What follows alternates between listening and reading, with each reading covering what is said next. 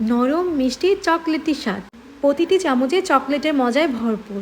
আজকে আমি আপনাদের সাথে শেয়ার করতে যাচ্ছি 1 পাউন্ডের টাপ কেক রেসিপি। প্রথমে আমি শুকনো উপকরণগুলো চেলে নিয়েছি, তারপরে দুটো ডিম নিয়ে নিচ্ছি। ডিমের কুসুমগুলো অবশ্যই আলাদা করে সাইডে রেখে দিতে হবে। এরপরে ডিমের যে সাদা অংশ সেটাকে বিটার দিয়ে ভালো করে ফোমি টেক্সচার করে নিতে হবে।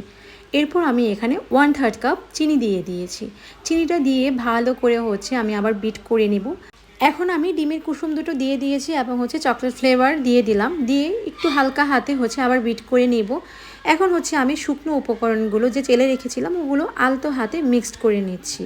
এরকম একটা টেক্সচার যখন আসবে তখনই আপনাদেরকে বুঝতে হবে ব্যাটারটা রেডি হয়ে গেছে। এখন আমি এটা একটা 1 পাউন্ড মোল্ডের মধ্যে ঢেলে নিলাম। গ্যাসের চুলায় এখন আমরা মোলটা একটা পাতিলের মধ্যে দিয়ে ঢেকে রাখবো 20 থেকে 25 মিনিট। তারপরে রেডি হয়ে গেছে আমাদের চকলেট কেক।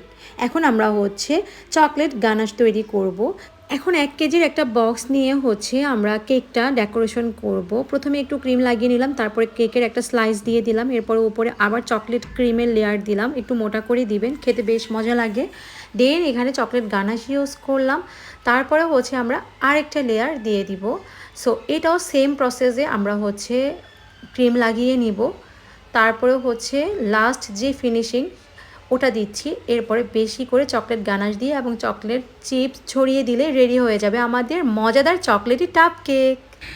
এখন আমি এটা একটু টেস্ট করে দেখবো। মাই গড, এত সফট হয়েছে যেটা আপনারা বাসায় না বানালে বুঝতেই পারবেন না। এত ইয়াম্মি খেতে, একবার হলেও আপনারা ট্রাই করবেন।